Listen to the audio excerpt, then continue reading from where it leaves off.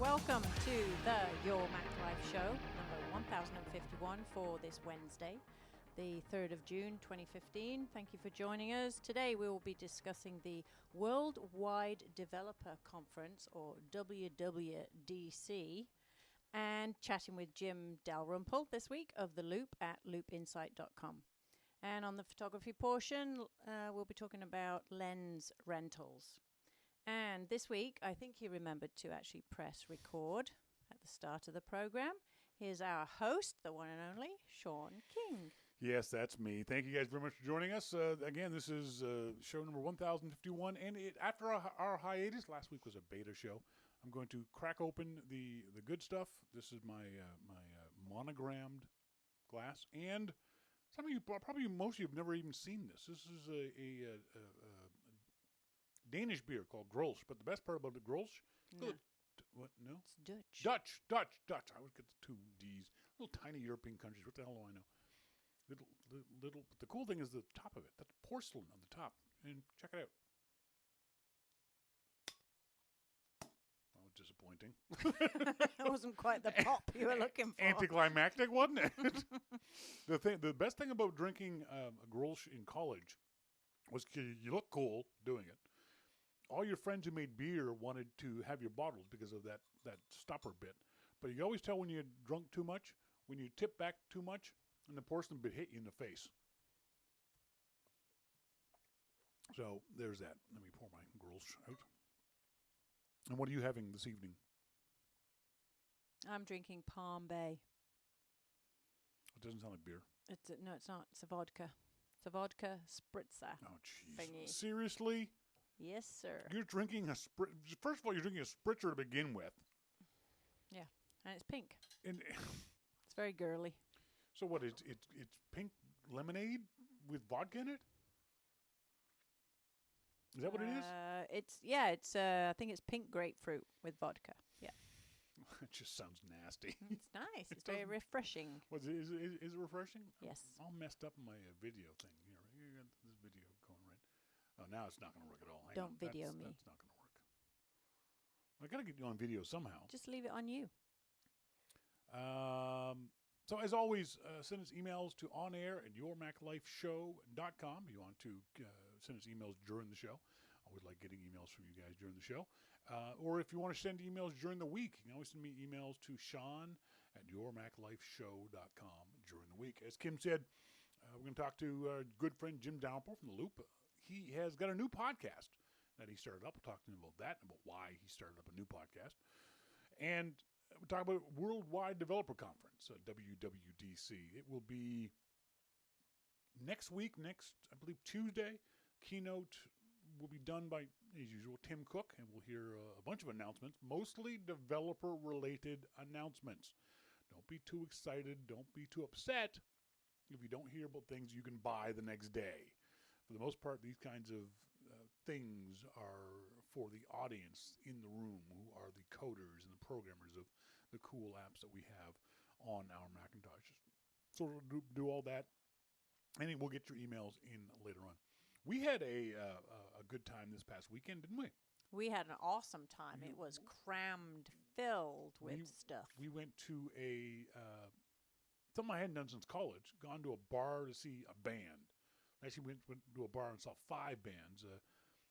A female singer from here in Vancouver who I loved since college, named Biff Naked. Biff Naked, really kind of a cool, funky chick.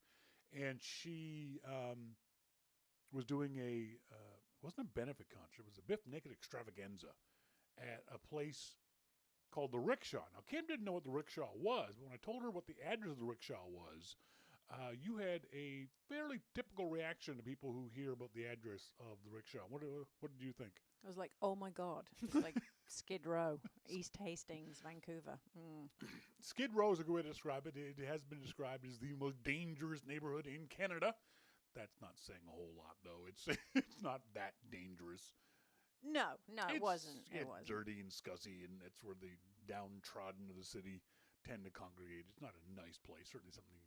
The funniest part though had to be the poor tourists we saw standing and waiting for the bus. Yeah. It was mom and dad and a little son, a little daughter. It was like, oh, I feel so sorry for you folks. How did you get stuck down here?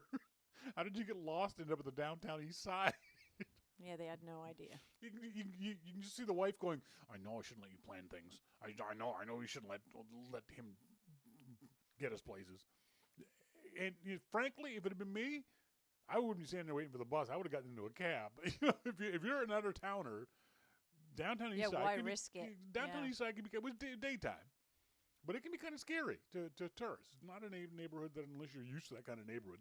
And to be clear, no one got mugged. You're not going to get robbed in the downtown east side. Someone's going to try to bum money from you. Someone's going to try to sell you dope.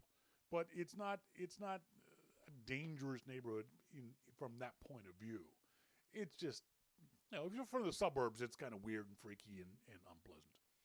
So we saw Biff Naked, along with 4 other bands. And then on Saturday, we went to a European festival at the Swangard Stadium in Burnaby. And that was just lame. Yeah, it wasn't as good as I thought it was going to be. They were like little, almost like high school science fair type stands. booths. Yeah, with a map or a tea towel with the country on it. And some dolls and some food and people dressed up in costumes and some flags. That was pretty much it. Yeah. The flag parade was okay with some Irish pipers. Mm-hmm. Mounties. Some Mounties. A couple of Mounties, yeah. But they're not very European. And somebody booed the Union flag, which pissed me off. I thought we were going to get into a rumble. And someone booed the British flag. And Kim just, if she had hackles, they'd have been up. Yeah. She was just like, ooh, what? Ooh. You got all pissy. I was, but the person who booed didn't show themselves, so I didn't get into it with them. Yeah, so that's a good thing. It was nice. It was a great day. It was in a place I've never been, Swangard Stadium here in Vancouver. When I was here before in college, it was the big soccer stadium. I'm not a soccer fan, so I've never been to Swangard, so that was okay. It was nice. And then the big thing was Saturday. No, Sunday. Sunday was the big event. Yeah, we went and did the motorcycle Ride to Live for prostate cancer awareness. Big charity ride from Vancouver, Trev Dealey, the Harley dealership there on Boundary, and went down to Coquitlam with a full police escort. That was cool. Which was very cool, with the Vancouver Police Department display riding team, actually. So we got the whole freeway, all 3 lanes, all the way down to Coquitlam. That was pretty cool. And then we went from Coquitlam to Richmond to White Rock, and White Rock to Cloverdale to the end event. And they raised $175,000 on Sunday. That's pretty cool. Very cool. That's great. Again, it was for prostate cancer. It was a good charity. It's a charity I've never been involved in before, but personally, I love going on these kinds of motorcycle rides. I just you give me any kind of charity, I don't care, or any kind of ride, I don't care what the charity is, and I'm more than happy to go. There was about 3,000 riders, I want to say. Yeah, at least that. Probably total. Probably 2,500 bikes. Mm-hmm. A lot of cruisers, a lot of Harleys, a lot of Kim-style bikes. My peeps! Very few sport bikes, but we were talking about this before. Why so few sport bike riders? And part of it's because sport bike riders tend to be younger. And not thinking about prostate. Yeah. And they're out riding that day. They're riding fast. They're not thinking about riding in a group slowly, 30, 40 kilometers down the highway. They're usually young guys, and young guys don't think about prostate. So it was generally the typical Harley crowd, older white guys with gray goatees. Sounds familiar. There's a few sport touring bikes like mine. Saw one FJR, but we didn't see any of your bike. Not a single person was riding your bike. And that was that good for you? Was it exciting, or was that disappointing? No, because I think it's more of a girl's bike because it's smaller. I've seen a couple of guys on the new ones, but usually they're small Asian men. True. Yeah. Just because it suits a smaller guy. Yep. It's a smaller bike, so yeah. Brian Monroe said they're rubs, rich urban bikers. Ah. Is that what we are? I wouldn't say rich. Certainly more disposable income than most, because Harleys are expensive bikes. Yes, very. The same bike from Suzuki or Yamaha or the other dealers is Except for these new ones they just brought out. They're pretty good. Mine 500 and 750. The street ones they just brought out, they're around 9,000, which is good for a Harley. Not a bad price. Yeah. And it's not a bad bike, except for the fact it wouldn't start on Friday. Right. Yeah. We'll deal with that issue. Yeah, when I go back to Harley. Yeah, exactly. And we got to stay downtown. We were downtown on Barclay Street in the residential west end of Vancouver, which is very, very pretty. Now, the interesting thing, and we're talking to Jim Dalrymple about this later on in the show, too. Because we were in the downtown core, or near the downtown core of Vancouver, and because we wanted to go out in the evenings and have a couple of beers, I don't want to ride the bike. So we walked a lot. And I didn't realize how much we walked until I got home and checked my pedometer. I knew my feet hurt. But I checked both my health app and the Pedometer Plus app that I use and the Moves app I use. We walked 10 kilometers that day, Saturday. Saturday afternoon, yeah. Saturday afternoon, we walked 10 kilometers. And I felt it. I don't know about you. Yeah. My feet knew that I'd walked quite a bit. But it wasn't exhausting. It wasn't No, awful. we weren't jogging, so it was easy. Yeah, it was good. I don't know if I could walk 10 kilometers every day. Yeah, you could. You think? Yeah. I don't think I could. I can't imagine somebody having a gun to my head that often to make me walk 10 kilometers every single day. I didn't realize. Did you hear this story of this old woman in California? 92 years old. Now, at 92, what should you be doing? You should be sitting in a rocking chair making cookies. She ran a marathon. Not a half marathon. This old broad ran a full frickin' marathon. 26 miles, 285 yards. I think it took her like 6 hours. She did it 18 times faster than I could have. I know. Well, That's amazing. 92 and ran a marathon. Good for her. I know. I don't even think I'm going to make 92. And I know we run frickin' marathons at 92. Not a chance. I couldn't run a marathon at 22. Oh, I don't want to. That's part of it, too. It's like I have no interest. It's not like it's something I'd go, darn it, I wish I could do that. No. I have no interest in running a marathon. You have to chase me for 26 miles with a pitchfork up my ass. That's the only way to do it. And even then, I would turn around and grab the pitchfork off you. Yeah. I would definitely try to jam the pitchfork up your ass. Yeah. Brian Monroe, it's a yahoo.com story. Sherry says, I once ran 1.5 kilometers with no training. I thought I was going to die. Yeah, I know. I'm the same. Sherry, that's 1.75 kilometers more than I could have. I can do 100 meters. When I was a kid, back home in Nova Scotia, at age, I think, 11 or 12, I was the 100-meter dash champion of the province of Nova Scotia. Wow. I could run 100 meters faster than anybody. 102 meters, I was dead. I couldn't run any more than I was a sprinter, and that was it. I was useless at 102 meters. And to this day, I can run 100 meters. Because I figure 100 meters, I can either get away from who's ever chasing me, or I can make the decision to stop and fight. That's the 100-meter time for me. Because otherwise, I can't run. I got no interest in running whatsoever. Later on the show, we're going to have your emails on air at yourmaclifeshow.com. Send me emails. Love getting emails from you guys. We're also going to talk about renting lenses for your camera. But up next, we're going to talk to a good friend, Jim Dalrymple of The Loop at loopinsight.com. This is Your Mac Life.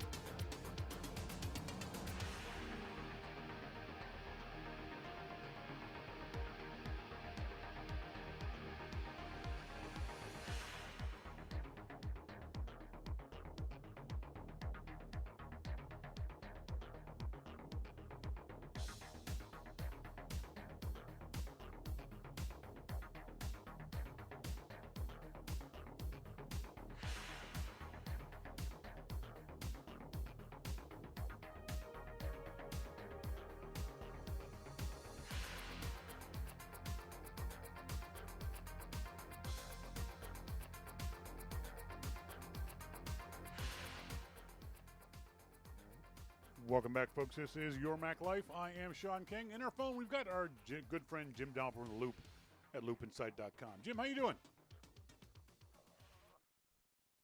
You okay, Jim? I had to go to the store and get some pistachios.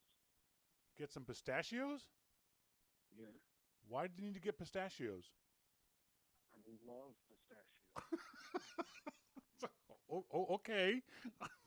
Just and I had a craving, so I had to go to the store and get some. And then you called, and my arms were full because when I got there, not only did I get pistachios, but I had to get some Smokos almonds too. Well, of course. Because that's what happens. Are you sitting away from your microphone? Because folks in the chat room are saying they can barely hear you. All right, hold on. All right, hang on, folks. It's been a while since he's done this, like yesterday.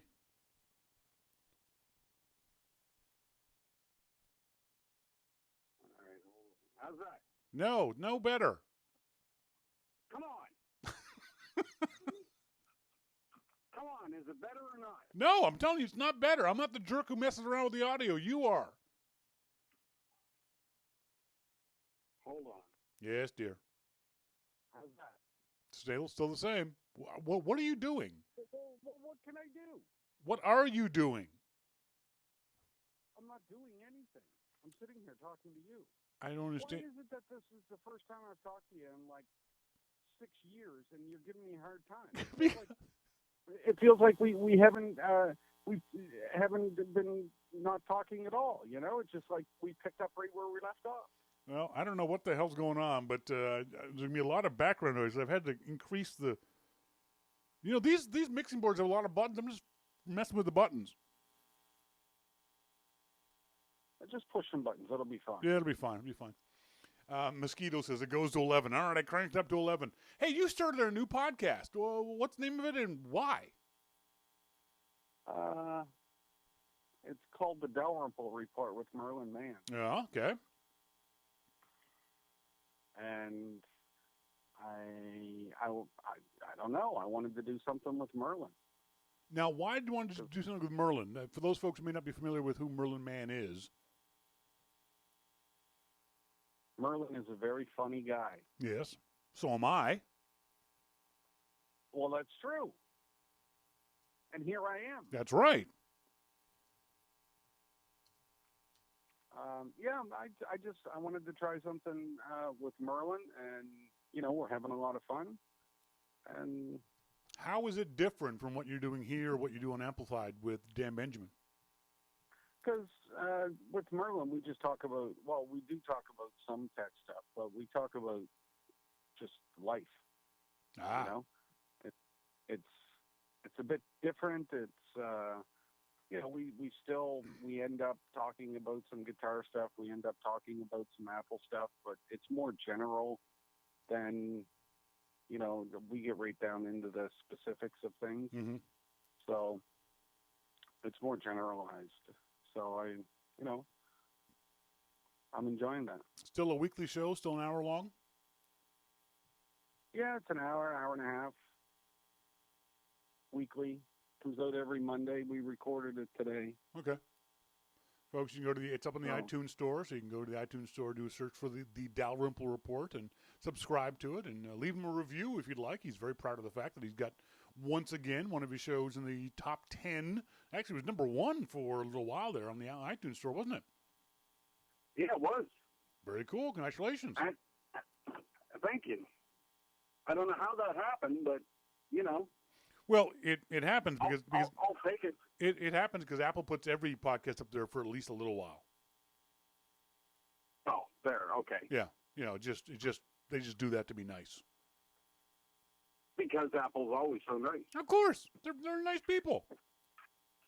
I know they are. Speaking of Apple and nice people, the Worldwide Developer Conference is next week. You will be in attendance. You're also putting on the Alt Beard Party again this year with the Embarrassonics as the house band, the karaoke house band, which is just insanely cool. I was there one year and it was hilarious. You'll be playing again, won't you, Jim? I don't know. What? I don't know. Maybe. What do you mean maybe? You have to play. Well, it depends on how drunk I get, I guess. Though then that means you're going to be playing. Well, yeah, there. That's not the way I meant it, but that's probably the best way to take it. Exactly. Now, it's an invite only. You sent out invites last week, folks. If you haven't gotten your invite yet, you ain't getting one. Or is there another way to get an invite, Jim?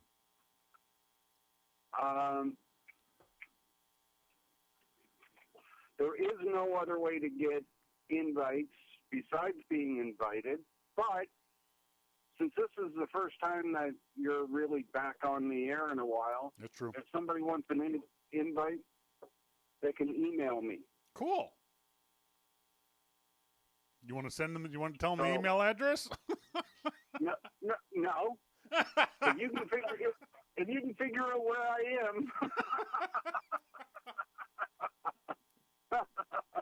You know what? I think that's fair. You at least make them work for it. Make them think about it. Make them do something to prove they're smart enough to go to the beard party. Well, if they can email me at jdalrymple@loopinsight.com. All right. And if you're in town, I'll see what I can do to depending on how many people. I don't know if I can get everybody in, but I'll do my best. You've got extra sponsors. You've got extra sponsors this year too. Last year, I think it was sponsored by. Was it Pixelmator last year? Pixelmator last year, and there was another last year. Microsoft was there last year, no. And so it's good to have a nice stable of sponsors that like the bash and like what we're doing. It definitely is. It definitely is a good time. So if you're in San Francisco and can make it, definitely I encourage you to make it to the Alt Beard Conference. MacMan wants to know, what if people show up with a case of Heineken? Well, it depends. If you're on the list, then I take your case of Heineken and you come in. If you're not on the list, I take your case of Heineken and you go home. That seems fair. If you're dumb enough to walk the streets of San Francisco with a case of Heineken in your hand, someone's going to take it from you. That only makes sense. Someone's taking the case of Heineken from you. And chances are it'll be me that's taking it. So. Yeah, exactly. So WWDC. It is always a fun time, and I have a blast there. And, it is a limited space area for the party, but I always like to see, as many people that want to come be able to go. Yeah. So, see, don't say that I don't ever do anything for you, because I didn't even do this on my own podcast. Fair enough. That's good. It's a good point. You didn't. So WWDC next week, all week is going to be, most of it's going to be behind closed doors, but there will be a keynote, obviously going to be done by Tim Cook on next Tuesday, I believe. We're hearing lots of back and forth and rumors and non-rumors of Apple TV, yes, Apple TV, no. To me, that seems like the funniest part of the lead up to WWDC. And tell me if I'm reading this right. It's part of it is how sheep-like and stupid the media is. Because last week, Recode said there was going to be a new Apple TV announced at next week's WWDC. Everyone posted it. iMore and 9 to 5 and Apple Insider. Everyone went, oh, bleh! And they all reposted the exact same story. Now today, Brian Shannon of the New York Times says there won't be an Apple TV at next week's WWDC. And all those exact same fucking websites posted the exact same goddamn thing as if they forgot what they posted last week. Is this the job of a news website, is to just repost this stuff or post this stuff? Or do you believe that people should be thinking more critically about this and weighing the pros and cons of these news items before they post them?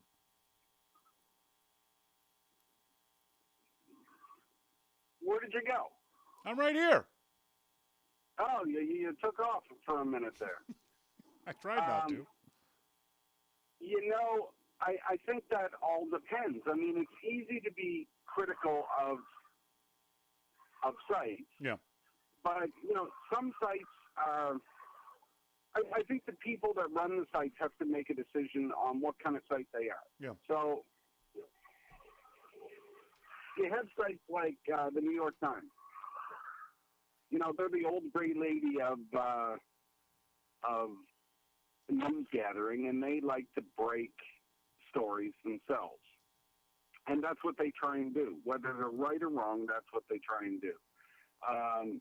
You know, but then you have sites like 9 to 5 Mac who break a lot of news, right or wrong, you know.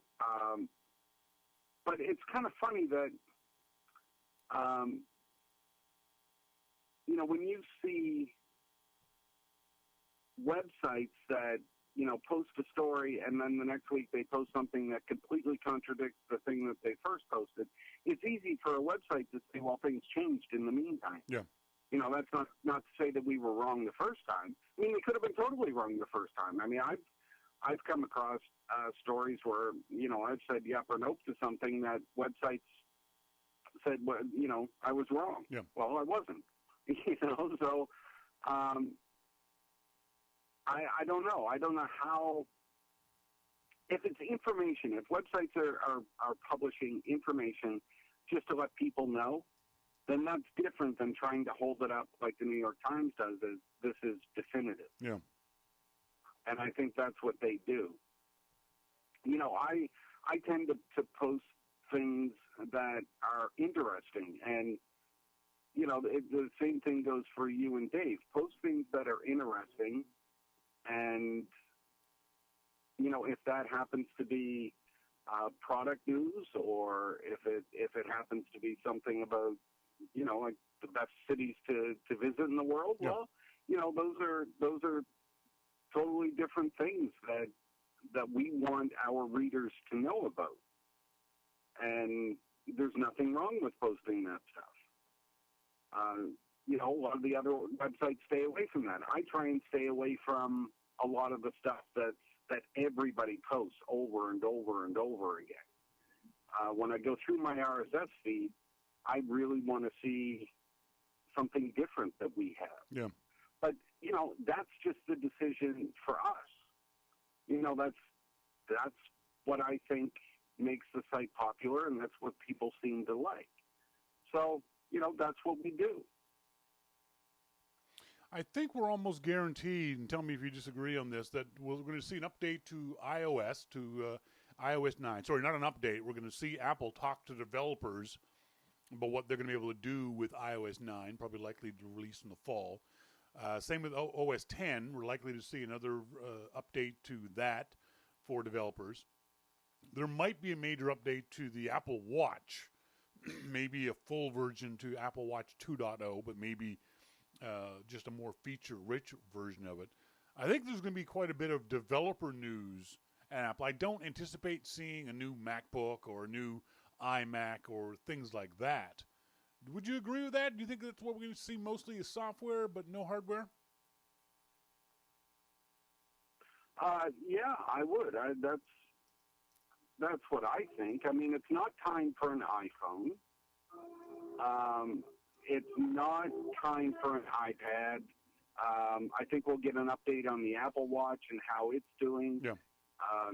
We'll see what they're going to do with iOS. We'll see what they're going to do with things like HomeKit. We'll get an update on ResearchKit. We'll get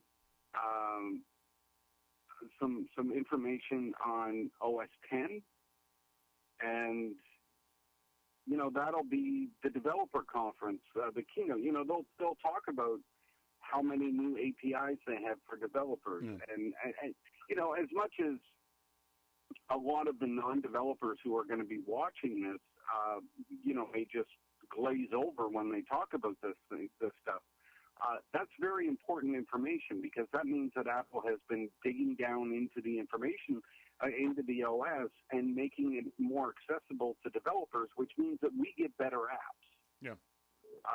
You know, if Apple comes out with no new APIs and, you know, no way for developers to do anything, then things basically stay at a status quo.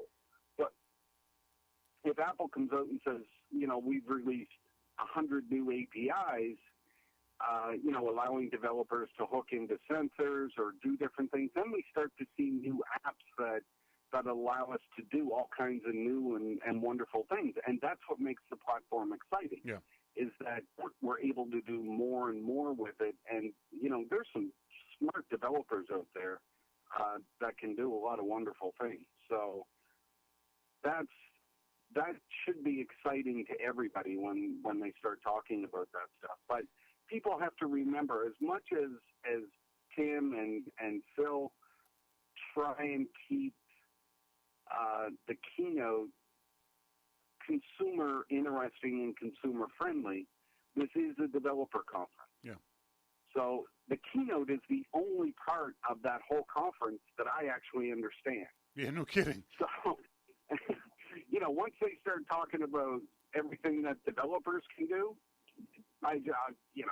you might as well be talking Greek to me, because I don't know what you're talking about. But I think the most interesting rumor anyway, we think about what's going to happen with the developer conference is, and this is not developer related, is Beats. We've heard the rumors that Apple is going to be, sometime in the near future, releasing their own streaming music service. We've heard all kinds of rumors about what it will and will not do, and who will compete with and who won't compete with. Do you think we'll see any Beats news? And from what you've read, are you excited by Beats news? Oh, man.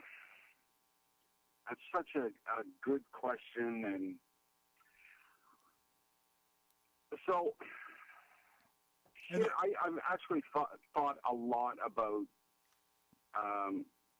Apple's music service and Beats News and, what could potentially come. So I want to like it. I really do. And that's a bad way to preface, an answer. I honestly want to like it. But in recent history, Apple has done iTunes Radio. Yep. Flop. And Ping. Flop. Ping. Flop. Yeah, right. So,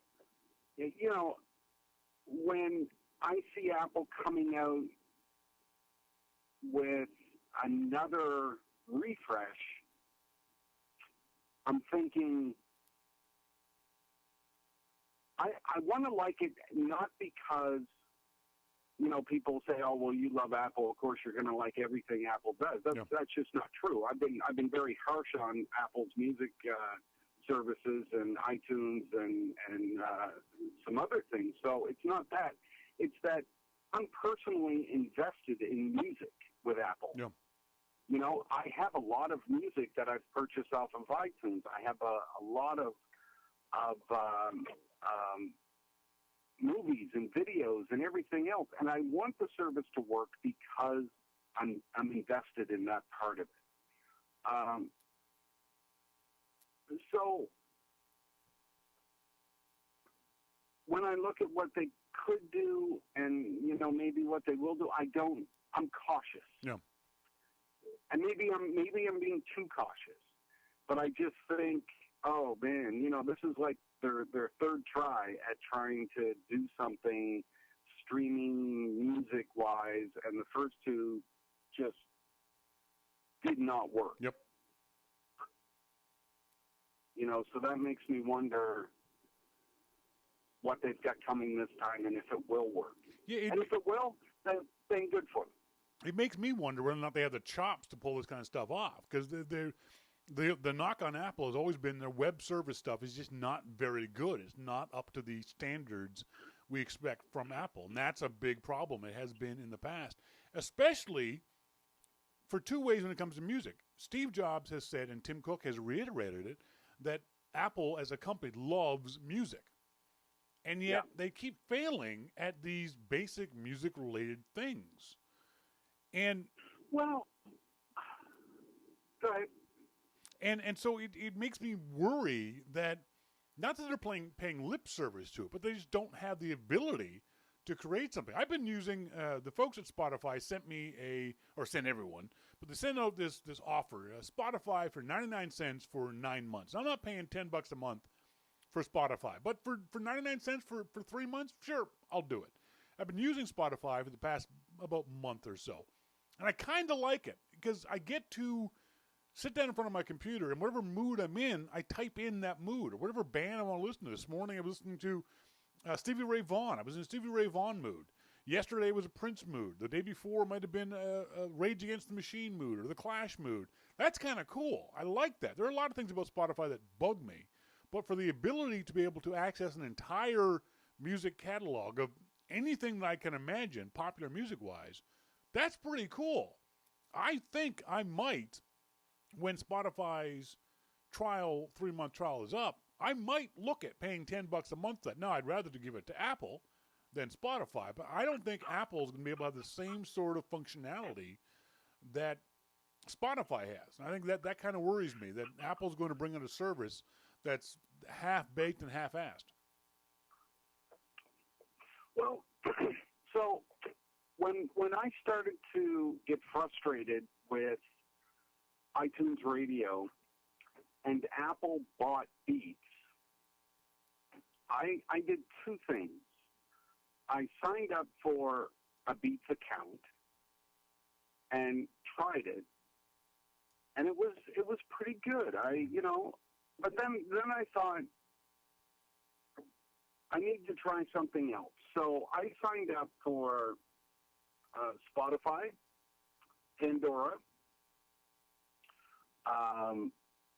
Beats, as I said, RDO, iHeartRadio. So everything.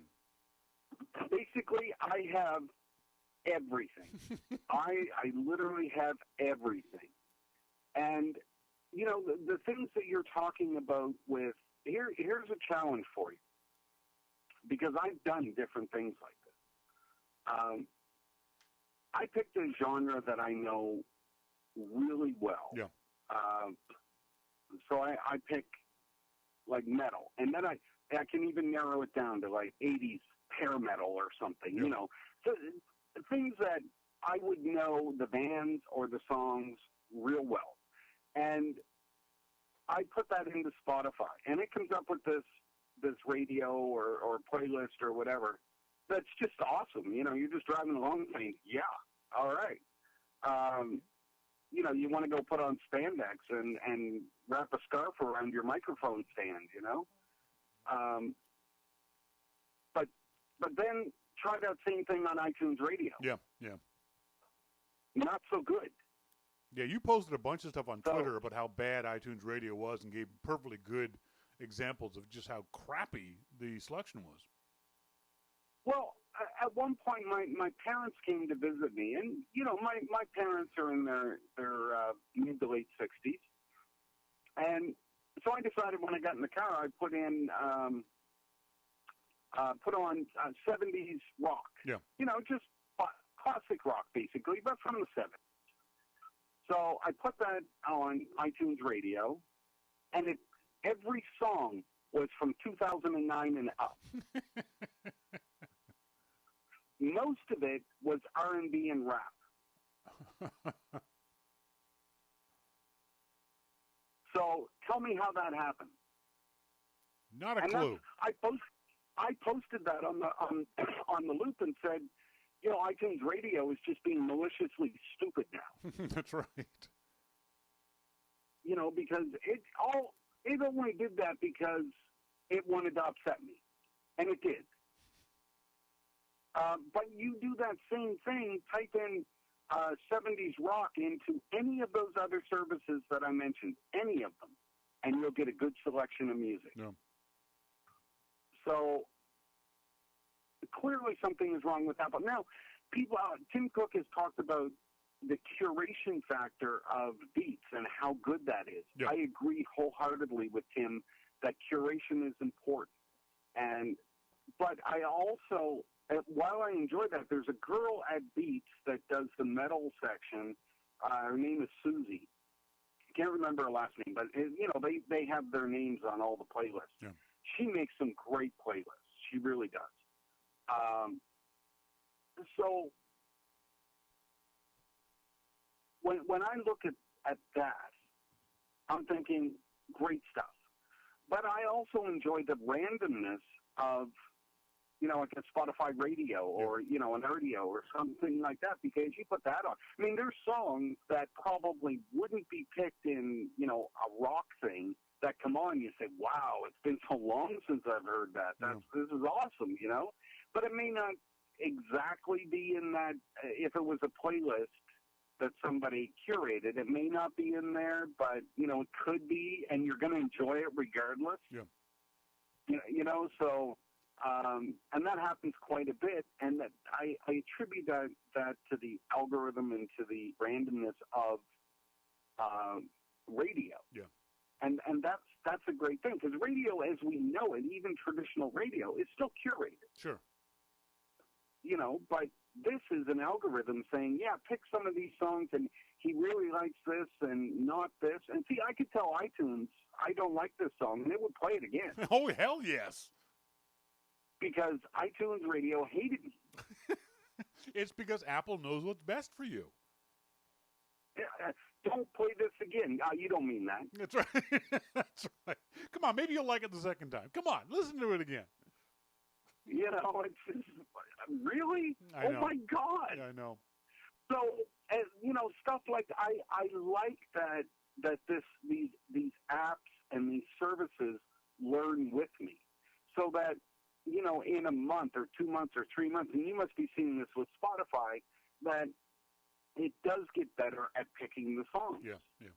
So it will throw some stuff out there at you that you don't like. But that's okay in the first little while. Yeah. You say no, Spotify. I don't like that. And it says, okay, I won't play that. But also, not only will I not play that, I'm not going to play any of this other stuff that's kind of related to it. You probably won't like that either. Exactly. Yeah. So, it gets smarter. It learns with you. And that's what I want from Apple's new service. I want the curation, but I want this other stuff going on as well. And if they can do that, if they can pull that off, then I'm all for it. If it's just about, celebrities and things, I don't think I've ever listened to a celebrity playlist. Yeah, me neither. On any service. I don't care I don't care. I don't care. Yeah. Now, I think the reason that I don't care about that mainly is because it's not a live thing. It's not, they tell Slash or, whoever the artist is, hey, give us 20 songs. And he'll pass it off to, his guitar tech or whoever and say, yeah, come up with 20 songs. Yeah. You know what I like. Yeah. And I'm not into that part of it. Now, if I can go and pick Slash and say, I want songs like this, and it will do, either an artist station or it will do a streaming random thing for me that are songs like that, I'm good with that. That's great. So, you see, I've been thinking about this a lot, but those are my feelings on music, and I'm not sure what to expect next week. For me, personally, it can go either way. I'm certainly not expecting Apple to wow me personally out of the box. I think we've been around long enough, and we've been burned enough times by bad web services from Apple in any numbers of ways, shapes, and forms, that I'm thinking this first effort from Apple is going to be, for the vast majority of us, just sort of meh. It might be good for what Apple seems to shoot for, the average consumer, but for those folks like yourself who are heavy users of this, or people who want very, very particular kinds of things, I think there's other services out there that will do those things better. But that being said, Apple is sort of taking on the old Microsoft role of the third time's the charm. Remember, we always said that the first two versions of anything Microsoft brought out sucked, but the third version was usually pretty good. Well, we've had two versions of this before, Ping and iTunes Radio. Maybe Beats will be the third version that won't be as bad as the previous ones. Well, we can hope. Yep. Speaking of hope, there was an interesting story. Tim Cook slammed Silicon Valley, in particular, without naming them, Google and Facebook, in a speech a couple days ago. The most interesting comment, and I can't believe I'm saying this, came from The Verge with regards to this. And give me your thoughts on this. We'll go out on this last little topic, Jim. Arguably, Google Maps is better than Apple Maps. Gmail is better than Apple Mail. Google Drive is better than iCloud. Google Docs works better than iWork. And Google Photos can surprise and delight better than Apple Photos, even with the risks.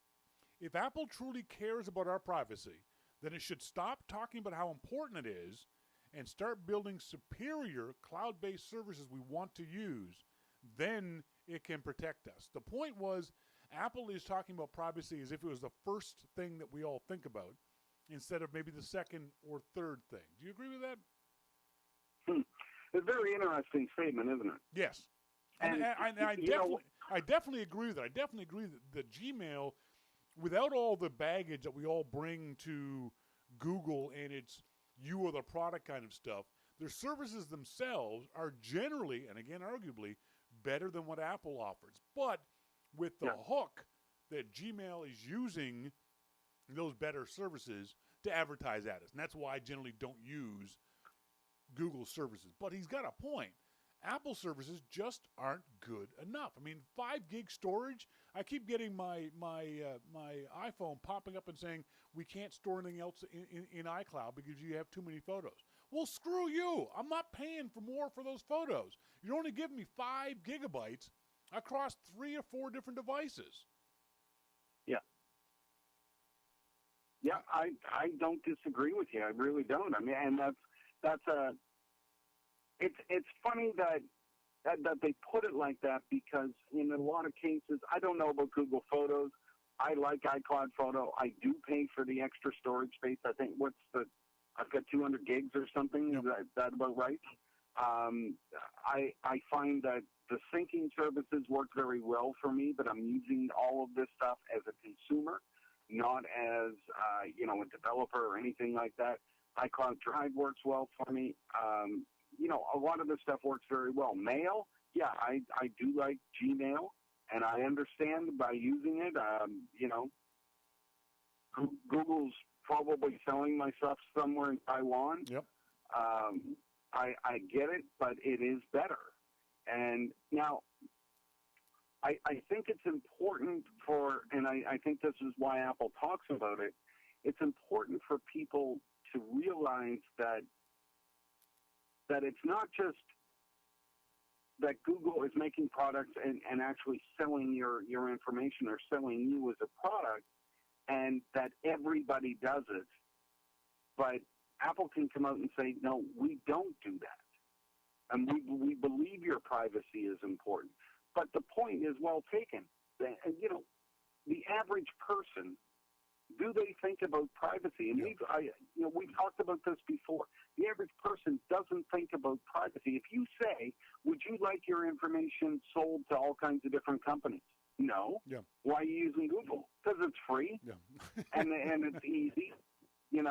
Well, do you know Google sells your information? Oh, no, I didn't know that. Yeah. Will you still use it? Yeah.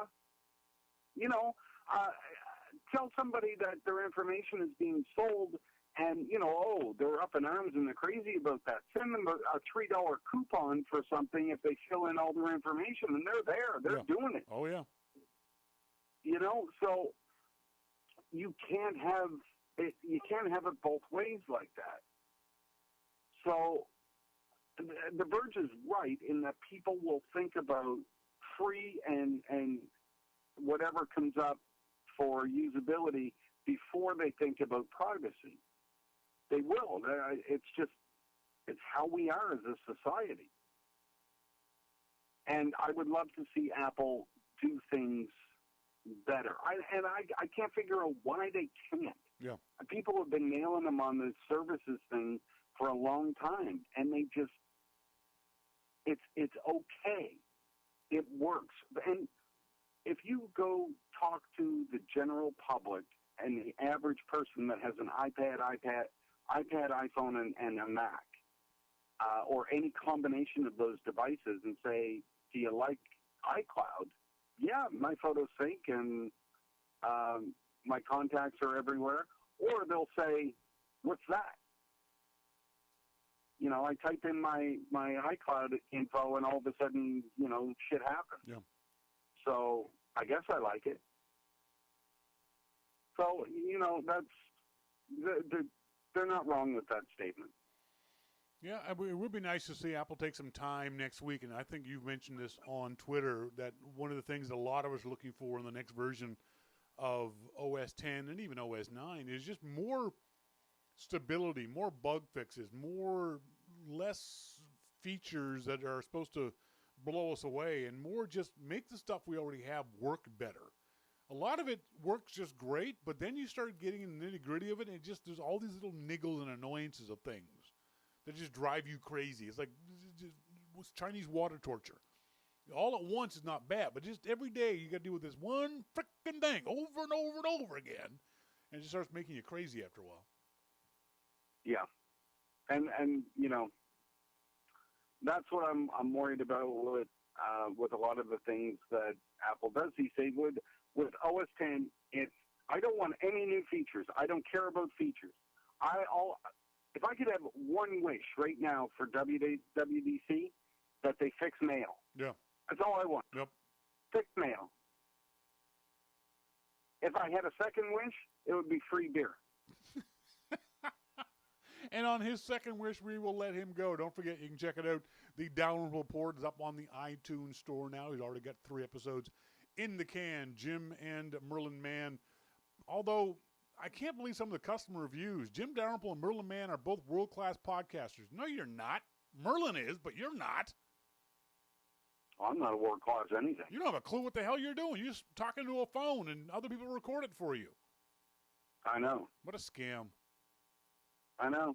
Enjoy WWDC next week. Look forward to seeing what you write and what you talk about on your next podcast and on The Loop at loopinsight.com. Thanks, Jim. Thanks, Shawn. Night, buddy. See ya. Bye. He is out of here. Thank you very much to Jim Dalrymple from The Loop for joining us. It was the first time in a while that we've had Jim on the phone. I enjoyed that immensely. You look kind of bored, though. No, I'm not bored. Hang on. Oh, you turn your microphone on. It's off. I'm telling you, it's off. It's off? I'm telling you, it's off. When I, as the audio guy, tell you your microphone is off, your microphone is off. So is your camera. Hang on, that's Susan. Sorry. So do I need to switch it on? Yes! But it was... Oh! Way too loud. That's why I said it was off before. No. It was on, but because of Jim's bad connection, I had to crank up all of the 15 buttons I've got over here, and then you spoke and blew my ears out, and any second the chat room's going to be going, what the? Yeah, sorry, people. Oh, that's right. Hang on. We don't have music for this. Just sort of dance among yourselves. This is the starting point photography segment of the show. Thanks very much for all of you folks who sent me emails over the last month or so, 2 months, asking questions. I love answering questions from you guys about cameras and what you want to buy and what you think you want to buy and should I get this, should I get that. A lot of the times it's tough to answer those kinds of questions because unless I know who you are as a photographer, it's tough for me to recommend a particular camera. And the reason I say that is there's no such thing as the one perfect camera that's good for everybody in every situation. You've got to know what kind of picture you like to take, whether they be action shots, landscape shots, portrait shots, night shots, whatever it might be. And you've got to tailor the camera and the lenses of that camera for those situations. Your point and shoot, your iPhone, for example, is going to be terrible at low light photography. So if you're like the kind of person who likes to go out and shoot the moon and shoot animals at night, things like that, the iPhone's not going to be that camera for you. Conversely, if you like shooting things that are well lit and aren't moving and are within arm's reach, the iPhone's a great camera. You can take some amazingly good pictures with the iPhone. Now, Kim and I, on a motorcycle ride, you were taking pictures of the back of the motorcycle with your iPhone, weren't you? Yep. That's just crazy. Over my shoulder and over your shoulder. Stream of guys behind us. Yep. And on the Sunday, as we walked around and saw other motorcycles that we liked and dogs on the back of motorcycles, yeah. we only used our iPhones. We got some good shots. Yeah. When we were walking on the beach on Saturday evening, we went down to English Bay in Vancouver. Beautiful, especially when the sun's going down. Spectacularly beautiful. Went to a little pub that I'd never been to before in honor of Sylvia. It's called Sylvia's Pub. And we sat there and we had a beer. And on the way back, there's this really I should be able to show you folks.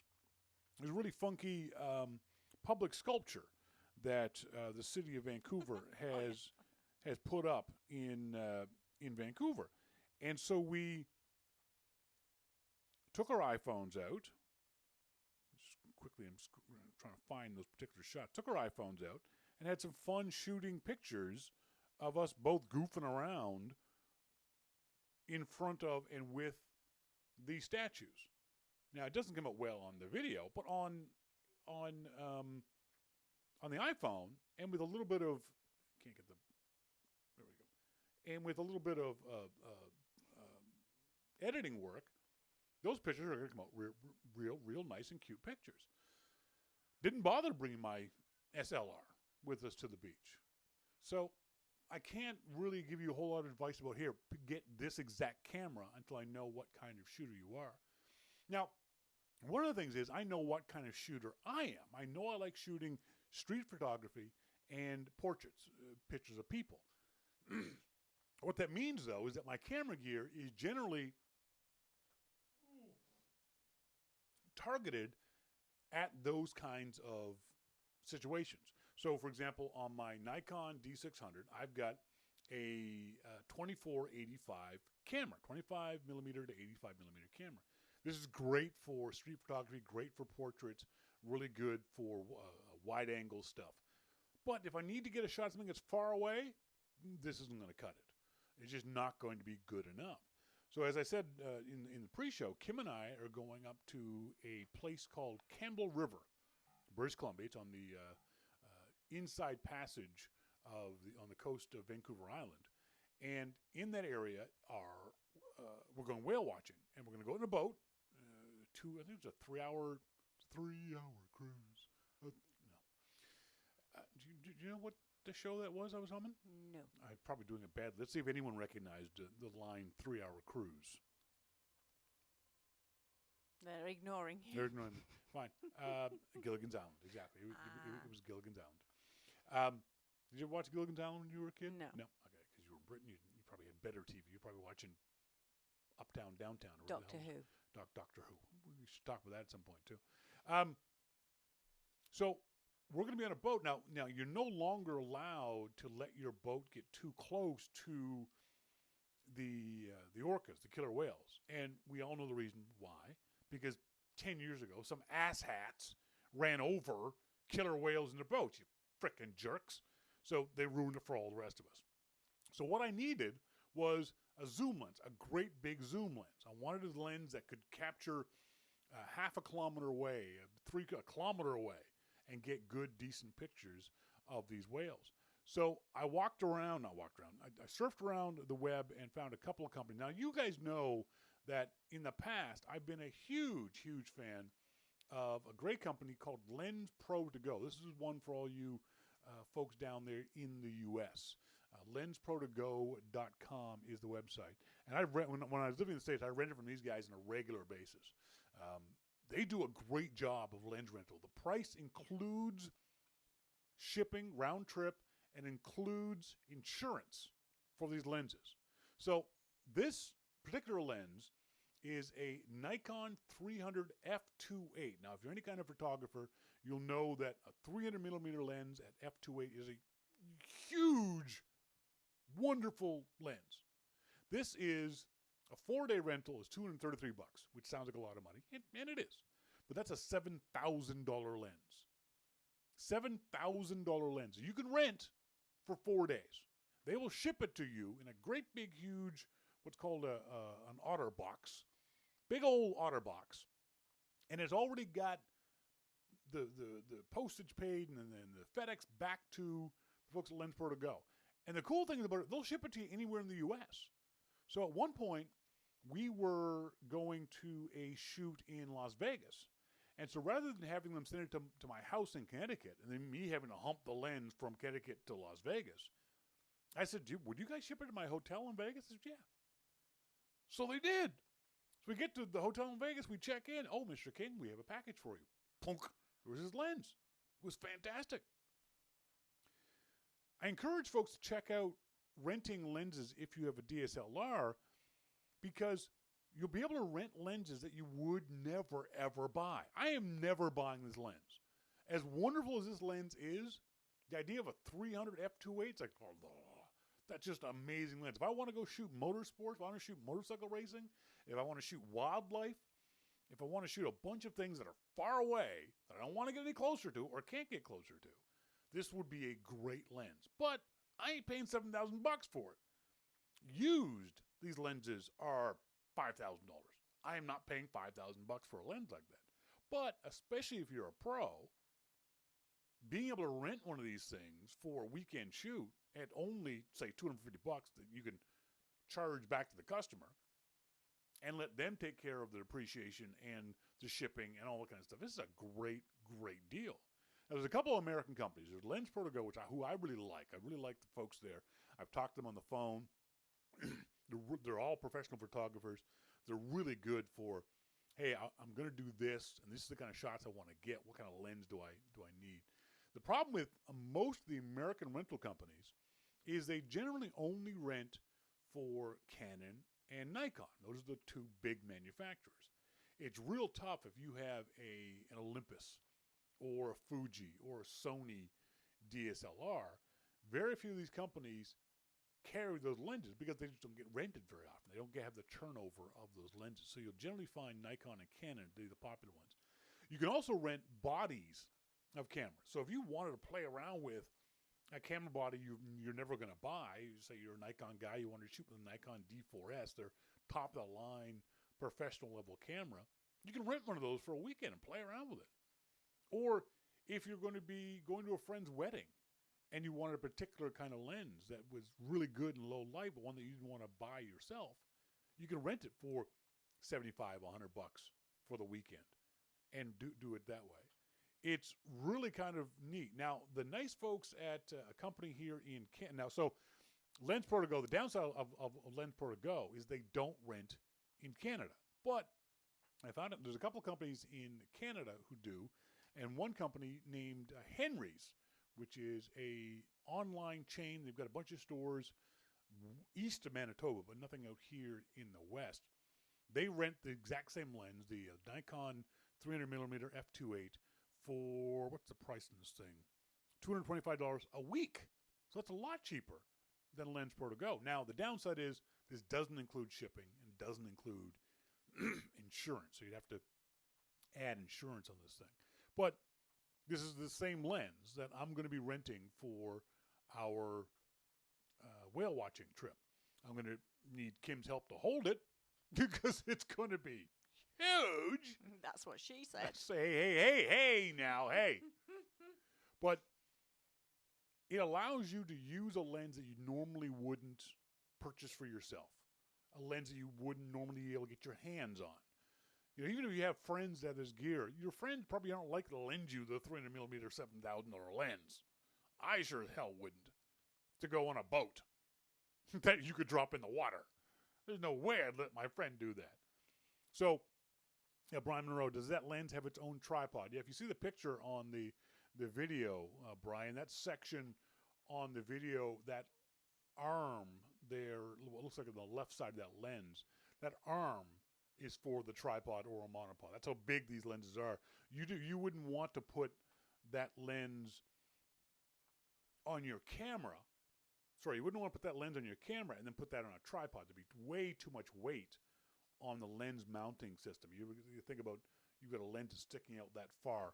How much that? I think that lens weighs. Who was it that said? Someone. Trying to find how much it weighs. Image stabilization. You get 2.9 kilograms, 3 kilograms, 6.6 pounds. You don't want to put that much weight on your lens mount of your DSLR. That'd be a huge lens. So a lot of those bigger lenses have a tripod or a monopod mount in order to save your lens mount on the camera, but also it's so heavy. That thing's going to be the problem is I don't know. I doubt very much that the whale watching folks would let me bring a tripod onto the boat, just because you're going to have a tripod legs taking up space in the boat. Someone could trip over it, fall overboard, trip over it, knock your camera overboard. So it's unlikely they would allow me to use that lens with a tripod. So I think a monopod might be good. The problem is I'm not a big fan of monopods, Brian. It's a good point. The problem with a monopod is you put the camera on the monopod, and so the camera is stable, but only on one axis, only up and down.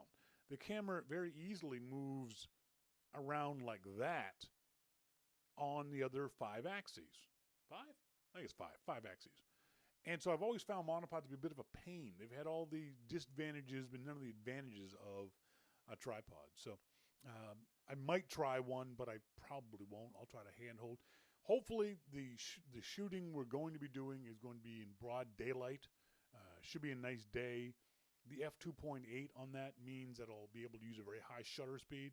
So I don't think the weight of the lens is going to be a problem from holding it from being blurry. It'll be a problem from just holding the frickin' thing up all day long, just carrying it around with me all day long. You can rest it on my shoulder. I might have to. And then we'll also bring the Olympus M1, the smaller mirrorless camera that we have, in order to get, if by some fluke a whale comes close to the boat, you can't get a close-up shot with a 300mm lens, we'll have the M1 to be able to take pictures of anything that's closer to the people on the boat and things like that. So definitely look at that. Look at, if you're in the States, lensprotogo.com. Again, I'm big fans of those. I've used them, so I know them. I trust them. Another company is called lensrental.com. And here in Canada, there's Henry's is the place I like to rent lenses from. And my friend Martin Ginsborn, who's a professional photographer, who, no, I can't say that, Martin will get mad at me. But let's just say you've all seen Martin's photos. I can't tell you where, but I promise you all seen Martin's photos. Martin Ginsborn said that he had Lens Rental Canada, Lens Rentals, plural, Canada.com is another place you can rent lenses here in Canada. So check those out if you get a chance. Now, I saw you were making notes. Excuse me. Oh, my goodness. Making notes fast and furious there. Did you have any questions? No, initially I wrote down GTD earlier. Good to go. No. Getting things done, apparently, yes. was why. But they answered that one. Then you made a comment about Apple Music when you're talking with Jim. Yes. Why couldn't they be as good as Spotify? Why do you have no confidence in Apple? Apple has done this stuff twice. Mm-hmm. One service called Ping, which was a complete disaster. It was supposed to be, if you think of Ping as be like kind of like Facebook and Twitter for music. Mm-hmm. It's very social, and it was awful. The implementation was bad. It was a ghost town. People just didn't want to use it. And now, as Jim was saying, iTunes Radio just isn't very good either. It doesn't do as good a job as Spotify or Beats even, or other companies do when it comes to curating or choosing my music for me. So those of us who have a history with Apple, just past as prologue. They sucked in the past. We have no reason to believe they're going to be good in the future. They might be, but we have no reason to believe that they will be good in the future. And were these people like Beats and Spotify around when Apple first came out with their music stuff? Yes, they were. And were they as good then Yes. as they are now? If not better. Sorry, not better before, but they've gotten very good now. Oh, okay. Apple does a lot of things really, really, really well. Oddly enough, they do some things really poorly, in the opinion of many people. For myself, personally, I think iPhotos sucked. From what I read, I ain't using it, but from what I read, Photos isn't a whole lot better. iCloud is wonky. I think it was Monday, iCloud was down for everybody who used it. And that's okay, computer systems go down. But when you went to Apple's website to find out, Apple's website said, iCloud is fine. Well, no, it's not. Everyone knows it's down. It's not working. Why are you telling us that it's fine? Storage for the iPhone. See, you've got one Apple device, and you can back up all your stuff to the cloud because Apple gives you 5 gigabytes for free. Mm-hmm. Now, that 5 gigabytes is tied to your Apple ID, not to your iPhone. I've got 6 Apple devices. And Apple gives me 5 gigabytes of storage for all 6 of those combined. Oh. So I'm constantly running out of storage space. Now, what Apple says is, well, for $20 a month or a year, whatever it is, we'll give you 200 gigs more. No, F you, Apple. Everyone else, Microsoft's OneDrive, Amazon, Flickr, Google, all these other companies offer huge amounts of space for next to nothing. Mm-hmm. Why would I want to get ripped off by Apple? Well, and where are these other people getting their space from? Why can they give it free then and Apple not? They just choose to. Apple operates this stuff as a profit center. Those companies don't operate as a profit center, or as much of a profit center. They're all basically using the same things. They're all using big hard drives in places around the world. When people say things are in the cloud, they're not really in the cloud. They're on they have to be on a hard drive somewhere. Yeah. And so Google and Amazon and Microsoft have big data centers with big servers, with big hard drives that hold this stuff for you. And those things cost money. And so Google has chosen to either not make money on it or make that money up by advertising. Or make it somewhere else. Exactly. Brian Monroe says, because it's the Apple way, Shawn. Yes, you're right. He's absolutely right. It is the Apple way. Doesn't mean I got to like it. Doesn't mean I got to use it. That's why they're a wealthy outfit. Possibly. Well, possibly. Can't disagree with you on that. Let's see what emails we've got from you guys. Again, as always, emails to onair@yourmaclifeshow.com. You can send us emails anytime during the week.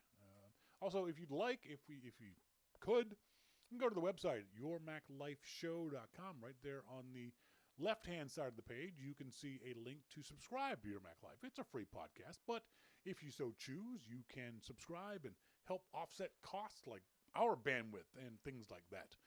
You can subscribe for $2, $5, $10, $15 a month, whatever number you choose, and it automatically comes out of your major credit card or your PayPal account and drops it into mine, and we use it to buy stuff. Or you can go down to our Amazon picks of the week. Got a bunch of stuff there that I've bought or have been interested in. You can check them out. All those links go to Amazon products. And if you buy that product, I get a bit of a kickback from Amazon. But if you buy anything during that surfing session on Amazon, I get a little bit of a kickback too. So you don't have to buy exactly what I picked there on the Amazon picks of the week, the toothbrush or the book or the camera or the laptop, whatever it is.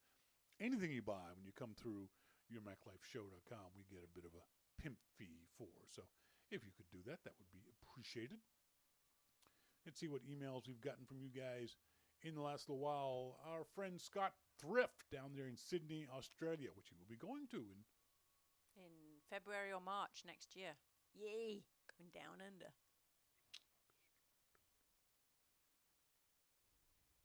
$8 months. Yeah. I'll say g'day. Scott says, it was great to hear you back on the air. My Friday mornings in Australia have been boring without you. Couple of things. In Australia, someone like yourself, classed as a broadcaster, could claim your dental work as a professional expense and therefore a tax deduction. Wow. I didn't know that. I hadn't thought about that. I'll check that out. Crikey. Exactly. The Australians don't say crikey. It's a British thing. Ish. I'm learning all kinds of new British terms from Kim. And even though my stepfather, when I was growing up, was British, I didn't know this stuff. So well, it depends which part of Britain. We're all different. Yeah, that's a good point. Every not only region in Britain, but every city and even every neighborhood in the city will have different accents. Within 30 kilometers of each other, we're different. It's really interesting. Very different. Secondly, the audio from the iTunes download was really glitchy. Yes, it was. My apologies. I fixed that, and hopefully you saw the fix. And third, losing weight. This outlines my philosophy on that topic. Skinny people are easier to kidnap. Stay safe, eat pies. All right, fair point. From our good friend Scott Randall of the Long Island Macintosh user group. Kim was quite right when she speculated on my definition of a luxury item. It is something you don't need but want. Mhm. Now, I don't really even need my iPhone, except it costs me nothing up front, and I need some type of cell phone anyway. I don't really lust after the watch. In fact, I have no interest in it at all. But if I did, spending the $350 plus tax would be luxury spending for me. If, however, our washing machine broke and let's say it cost $500 to replace it, that would be a necessity. Anyway, looking forward to the next YML show. Thank you very much, Scott. Appreciate that. Now, I get this email also from Long Island Macintosh user group, Richard Madison, another good friend of the show. You have the teeth looking good, but the smile, don't do that. At least that way. It looks phony, even a bit creepy, artificial. Just be natural. It's better for all of us. What's wrong with my smile? Was it in the still picture? Or maybe the one when you're in the dentist chair? I think. That one might have been. Yeah, if that's one you meant. Yeah, that was a bit creepy. Because I thought my smile was okay. Yeah, when it just happens naturally, but when you, like mine, I'm a bit freaky too. Robert Poland, not in Poland, but Robert Poland. Hi, I'm getting tired of photo invading iTunes. Is there a cure? This happens every time I plug my iPad into the iMac and requires a response. Your photo library has been migrated to Photos. Do you want to review your photo sync settings? The photos in your iPad will remain, but no new photos, blah, blah, blah. What it is, and I agree with Robert, this is frickin' annoying. It's the image capture. Go to the image capture app when your iPad is plugged in and tell image capture to not do anything when you plug in your iPad or your iPhone or whatever else it might be. It's one of those things, again, Apple knows best.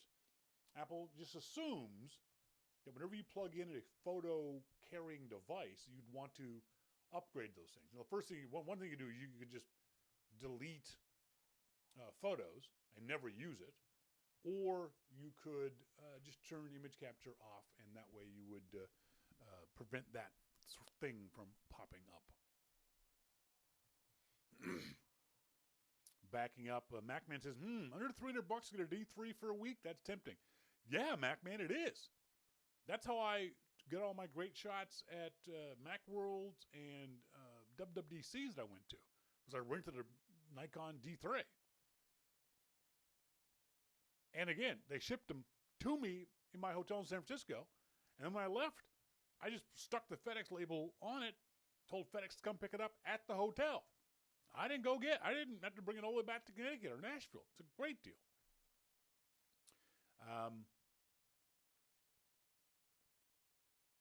Macman says you can get the entry-level D610, which is still a full-frame camera, for weeks for $107. Mosquito says, I want to get a new shot of Shawn King in those shades, the almost angry expression. Because it's an old shot. He's right. Not that old. Well, it's older. It's like 5 years old. And what's wrong with that? Why do people rag me on that? I like that picture. I'm not angry. It's just that's my face in repose. That's the way it looks.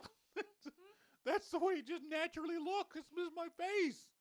Yeah, it's not a bad picture. It's a good picture, but it's an old picture. You don't look like that anymore. Now where are we going? No, we're not going anywhere. Oh, okay. Oh, okay, I got it.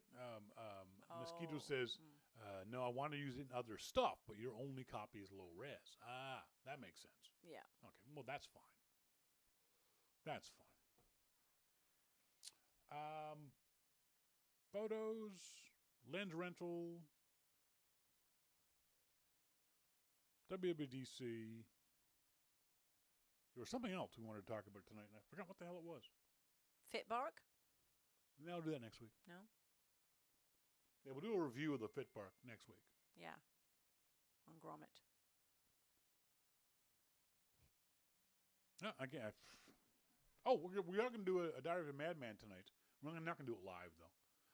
But we will have one, so later on tonight we'll have both Your Mac Life up on the iTunes Store and Diary of a Madman. No, there was something else, though, and I forgot what the hell it was. All right. Oh, too bad. my loss. I want to say thanks to our good friend Jim Dalrymple from The Loop at loopinsight.com for joining us on the show. It's been too long since I talked to Jim, so I'm glad that he was able to join us tonight.